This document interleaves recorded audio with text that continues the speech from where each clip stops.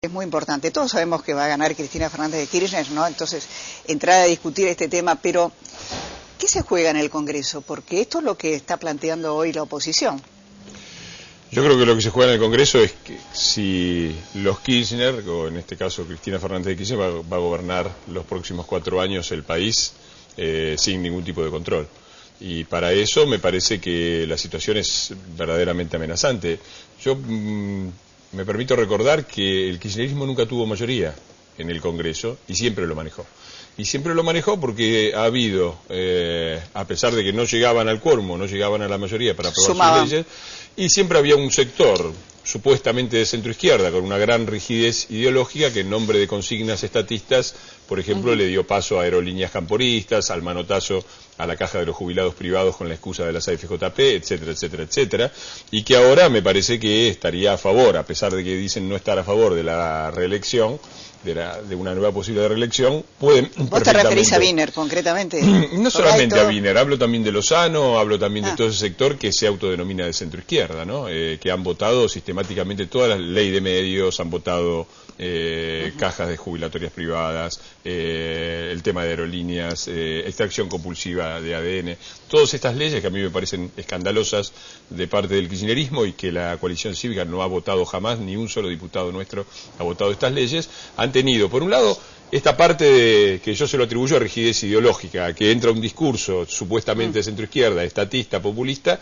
y votan. Pero también han manejado el Congreso del kirchnerismo por motivos aún peores, ¿no? Me parece, ya sea porque ha circulado dinero o porque individuos como Menem, que llegó al Senado diciendo que era parte de la oposición y en la distribución de cargos estuvo con la oposición, después empezó a votar sistemáticamente con el kirchnerismo por razones que se han visto muy claras últimamente cuando ha sido eximido de una causa en la que claramente era responsable. Fernando, también es cierto que los diputados opositores, no digo la oposición porque no existe, han entrado en una confusión realmente muy grande, no se han puesto de acuerdo en cosas cuando realmente ganaron las elecciones legislativas, no dieron tampoco un ejemplo de coherencia en el trabajo, salvo algunas excepciones.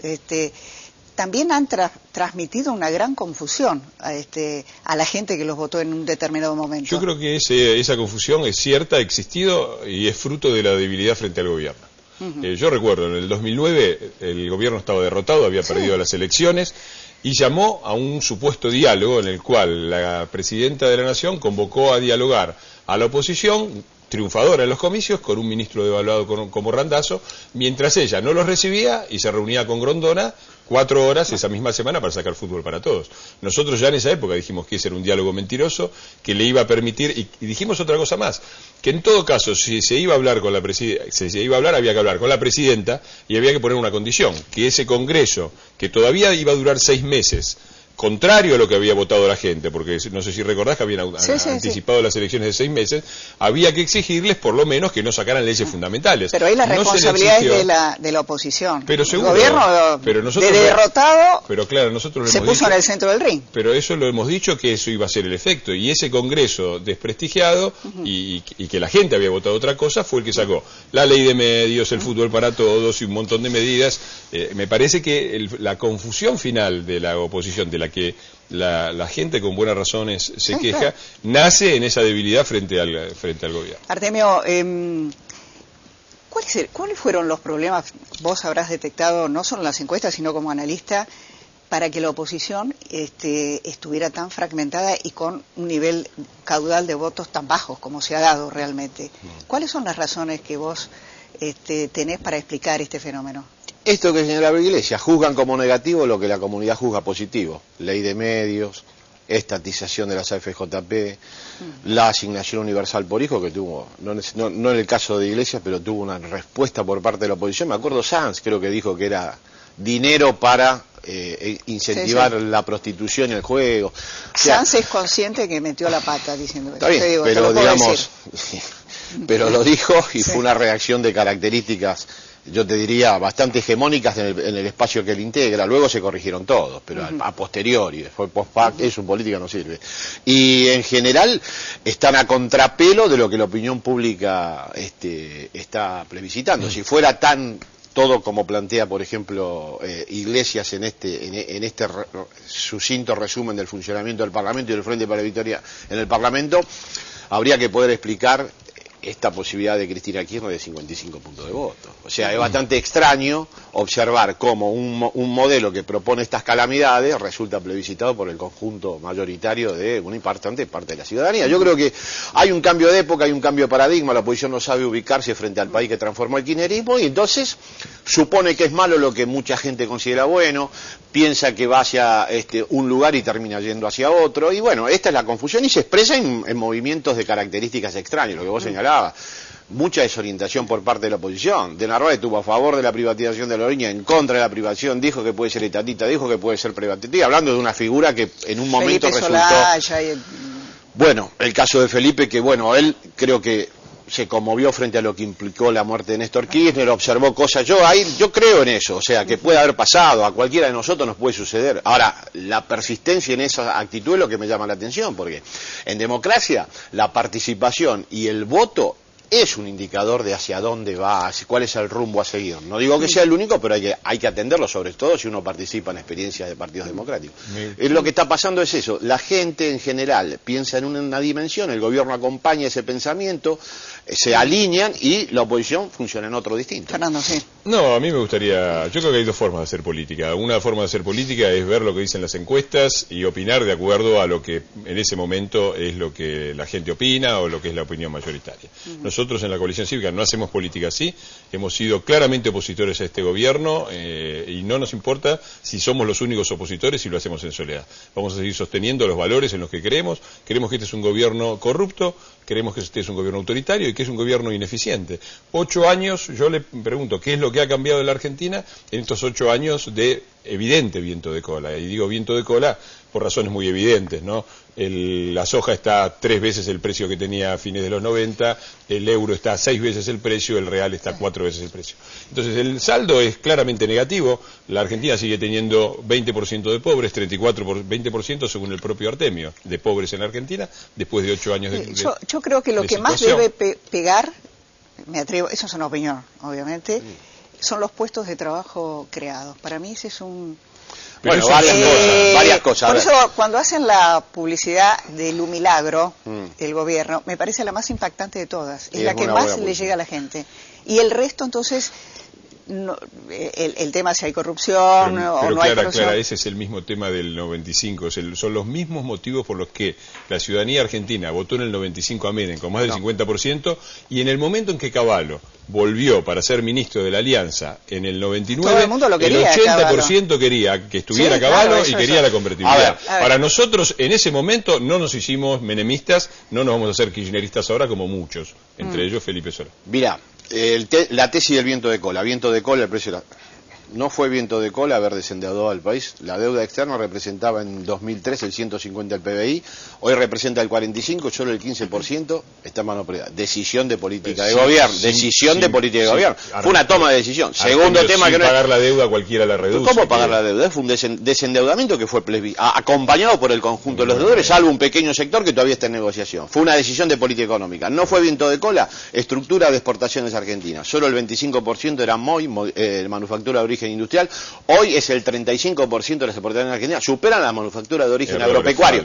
Definición clara de política económica, es falso, son las estadísticas disponibles. Eso es falso. Analizalo. Otra decisión de política económica que tampoco está en línea con el viento de cola, asignación universal por hijo. La toma de decisión de implementar una política social que retrotrajo los niveles de empobrecimiento a los años 80 fue una decisión de política económica y de política social del gobierno, no fue viento de cola. O sea, el conjunto de políticas que hace que el gobierno hoy tenga el 55% de aprobación ciudadana fueron decisiones de política económica. No se puede reducir el mérito del gobierno bajo la metáfora de viento de cola. Lo han hecho una y otra vez, no da resultado. La gente sabe que en estas condiciones otra experiencia política no hubiera dado los resultados que da el Frente para la Victoria, que ha tomado decisiones en línea con lo que la ciudadanía considera correcto, pero no porque se encontró esto naturalmente, hubieron que afectar intereses. Bueno, lo vivimos en junio del 2009, la reacción de un sector al que obviamente el gobierno afectó en intereses, podemos discutir la modalidad, no, pero una reacción violenta, eso fue una toma de decisión política, una toma de decisión de política económica. Creo que Kirchner... No hay viento de cola, hay decisiones políticas. Unas podrá juzgar más, mejor, peor, pero hay decisiones. Este es un gobierno muy activo en términos de política social, económica, como para reducirlo a una metáfora del viento de cola. ¿A ver, Fernando? Bueno, a mí me parece que hay cifras que son bien concretas y es muy evidente. La Argentina sigue teniendo un problema de dependencia externa enorme, simplemente diferente a la década del 90. En los 90 la dependencia era el endeudamiento, si nos prestaban o no dinero para cerrar las cuentas. Hoy esas mismas cuentas siguen siendo deficitarias, lo son a pesar de la situación extraordinariamente favorable. Repito, 3 veces el precio normal o habitual la década pasada para la soja, 6 veces el euro, 4 veces el real con respecto al valor que tenía al cierre de la década del 90. Y esos son, cuando esas variables se modifican, empiezan los problemas, y ya han empezado con el cierre de Alpargatas, de una parte de la línea de producción de Alpargatas, con Fiat, etcétera. Pero no me quiero focalizar en eso, porque también estábamos hablando del Congreso, que era la asignación universal por hijo, fue una propuesta de la doctora Carca y de la doctora Carrió, allá por el 1997, cuando nadie hablaba de eso. Y el gobierno solamente la tomó cuando la coalición cívica, dialogando con el resto de las fuerzas opositoras, juntamos los votos para llevarla al Parlamento. Cuando el gobierno supo eso, la sacó por decreto. Entonces, es mentira que nosotros solamente nos hemos opuesto. Es cierto que hemos sido la única fuerza política claramente opositora del gobierno, no tenemos vergüenza de ser opositores y lo decimos y lo vamos a seguir siendo. Lo segundo es que hemos presentado un montón de propuestas. El INCIN es un caso, otro un chico una compu. El único proyecto completo y el primero que ha habido en la Cámara sobre el tema de informatización de todas las escuelas públicas, no solamente las secundarias, todas, sin importar en qué provincia, es mío. Es un chico una compu y también el gobierno lo ha tomado y lo ha utilizado mal. Entonces, este es un punto que me parece fundamental. El otro que vos planteás, el de la fragmentación. Y yo creo, invito a la sociedad argentina a pensar esto, porque se habla mucho de la fragmentación y todo el mundo se queja de la fragmentación de la oposición política. Y es una queja justificada. Ahora, yo me pregunto una cosa. ¿Cómo anda la oposición en la CGT? ¿Cómo anda la oposición en la AFA? Entonces, lo que veo en la AFA, en la CGT y en las muchísimas asociaciones civiles. La fragmentación es un mal nacional. Ni siquiera no hay fragmentación, no hay una oposición fragmentada. No hay oposición, y lo que hay es sucesión a Moyano y a Grondona. Entonces, es muy difícil en la Argentina, y con esto lo digo yo, que no vengo de la política, vengo de la sociedad civil, soy un escritor que en estos 4 años fue diputado, y que espera seguirlo siendo. Ahora, visto desde adentro, no es fácil, porque en la sociedad argentina y en la estructura de poder de la Argentina, cuando un tipo como Grondona, como Moyano o como el kirchnerismo se apropia de una gran caja, maneja todo y compacta todo sin tener escrúpulos y en función del dinero, es muy difícil la oposición. Artemio, yo no sé si querés contestarles, tenía una pregunta. No, en líneas generales disentimos, yo creo que una parte de la pérdida de Grisha Carrió sacó en 2007 4,5 millones de votos, va a sacar el 10%. Está en este discurso. O sea que efectivamente no puede incorporar que el gobierno tiene, obviamente, como todo gobierno, déficit, pero ha logrado, en líneas generales, generar una buena gestión que satisface a una amplia gama de ciudadanos, que tiene políticas adecuadas en alguna dimensión, que se pueden mejorar en otras, seguro, creo que eso ni siquiera se puede discutir. Pero me parece esta insistencia en entrarle al gobierno nacional con ese nivel de virulencia y ese nivel de crítica que opaca cualquier posibilidad de matices, me parece que está en la base de la dispersión, la fragmentación y la decadencia de la oposición en términos electorales. Es mi perspectiva. Algo explica, por ejemplo, que el espacio era la segunda minoría nacional en el 2007, 4,5 millones de votos, obviamente a 22 puntos de Cristian. Están disputando la elección con el Partido Obrero. Ustedes son conscientes de lo que implica en términos electorales ese deterioro. Es inédito en el análisis electoral en Argentina. De que nosotros defendemos una serie de principios. No sé si no termina arriba Altamira. Cuidado con eso. Bueno, porque después hay lo que bancarse Altamira, ¿no? Eso forma parte de la democracia. Mamita querida. Eso forma parte de la democracia. No, bueno, pero es llamativo. La gente vota y tiene todo el derecho de elegir. Los que creen que este ha sido un buen gobierno los pueden votar a ustedes. Los que creen que una oposición débil puede evitar, por ejemplo, puede evitar los que creen que el kirchnerismo ha sido un buen gobierno, los votan ustedes. Los que creen que una oposición débil... Bueno, a Cristina, como vos quieras. No vi los carteles de Artemio. Te lanzamos acá. Los que crean que una oposición débil puede contrastar y puede evitar por ejemplo, la reelección indefinida, que va a ser el próximo paso. Pero eso es literatura. Hablaste de todo el tiempo. No, hemos literatura. Pero ¿cuál es el fundamento? Pero ¿cuál es la reelección indefinida? El gobierno no va a tener ni quórum propio en diputado. No va a llegar a 122. No, ¿Vos crees que no? Porque renueva la Cámara del 2007, claro que fue una Cámara muy favorable. La verdad que cualquiera que analice objetivamente los números se da cuenta que el gobierno no llega ni a quórum propio. Obviamente después las políticas de alianza pueden ir para un lado, pero aliados que eran del gobierno en 2007, en el 2009 no lo fueron.